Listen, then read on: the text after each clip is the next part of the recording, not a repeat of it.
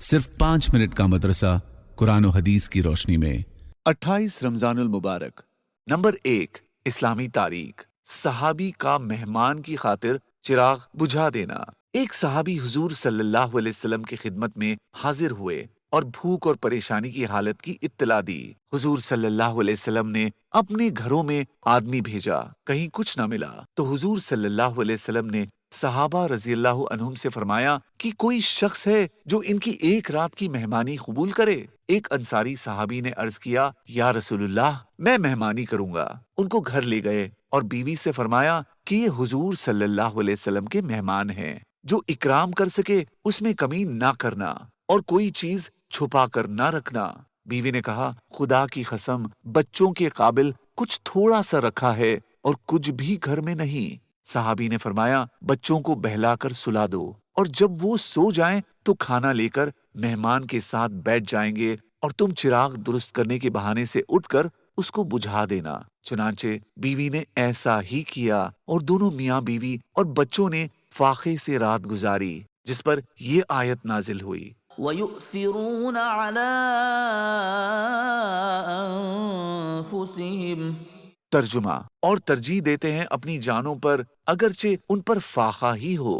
Number 2، حضور صلی اللہ علیہ وسلم کا معجزہ، پھلوں میں برکت۔ حضرت انس رضی اللہ عنہ حضور صلی اللہ علیہ وسلم کی خدمت میں 10 سال رہے۔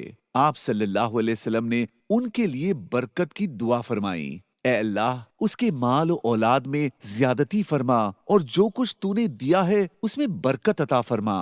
راوی فرماتے ہیں کہ حضرت انس رضی اللہ عنہ کا ایک باغ تھا جو سال میں 2 مرتبہ پھل دیتا تھا اور اس باغ میں ایک پودے سے مشک کی خوشبو آتی تھی۔ نمبر 3، ایک فرض کے بارے میں، حج کی فرضیت۔ رسول اللہ صلی اللہ علیہ وسلم نے فرمایا، اے لوگوں، تم پر حج فرض کر دیا گیا ہے، لہٰذا اس کو ادا کرو۔ نوٹ، جو شخص بیت اللہ تک آنے جانے اور وہاں قیام کرنے کا خرچ برداشت کر سکے اور اپنی واپسی تک ان اہل و عیال کا بھی انتظام کر سکے جن کا خرچہ اس کے ذمے واجب ہے، اس پر زندگی میں ایک مرتبہ حج کرنا فرض ہے۔ نمبر 4، ایک سنت کے بارے میں، عیدگاہ آنے جانے کا سنت طریقہ۔ رسول اللہ صلی اللہ علیہ وسلم عیدگاہ ایک راستے سے تشریف لے جاتے اور دوسرے راستے سے تشریف لاتے۔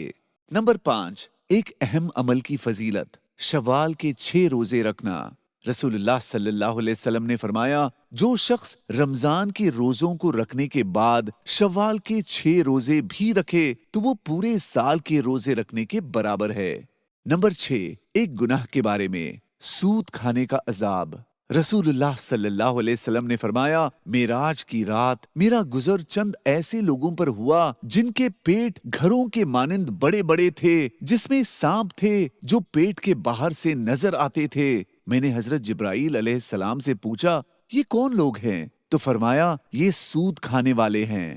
نمبر 7، دنیا کے بارے میں، دنیا میں برکت۔ رسول اللہ صلی اللہ علیہ وسلم نے فرمایا، اللہ تعالیٰ جس کے ساتھ بھلائی کا ارادہ فرماتا ہے تو اس کو دین کی سمجھ عطا فرماتا ہے، اور بے شک یہ دنیا کا مال بڑی میٹھی اور سرسبز و شاداب چیز ہے، پس جو اس کو اس کے حق کے ساتھ حلال طریقے سے لے گا تو اللہ تعالیٰ اس کے لیے اس میں برکت دے گا۔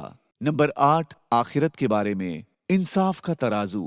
قرآن میں اللہ تعالیٰ فرماتا ہے، قیامت کے دن ہم انصاف کی ترازو قائم کریں گے، پھر کسی کے ساتھ ذرا بھی ناانصافی نہیں کی جائے گی۔ اگر کوئی عمل رائی کے دانے کے برابر ہوگا تو ہم اسے بھی لے آئیں گے اور ہم حساب لینے کے لیے کافی ہیں۔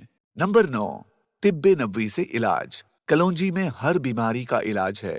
حضرت عائشہ رضی اللہ عنہا فرماتی ہیں کہ میں نے رسول اللہ صلی اللہ علیہ وسلم کو فرماتے ہوئے سنا، اس کلونجی میں موت کے علاوہ ہر بیماری سے شفا موجود ہے۔ نوٹ، علامہ ابن قیم رحمۃ اللہ علیہ فرماتے ہیں، اس کے استعمال سے اپھارا، پیٹ پھولنا ختم ہو جاتا ہے، بلغمی بخار کے لیے نفع بخش ہے۔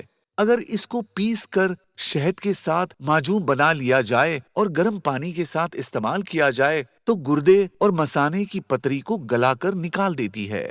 نمبر 10، نبی صلی اللہ علیہ وسلم کی نصیحت، چاند دیکھ کر روزہ رکھو اور چھوڑو۔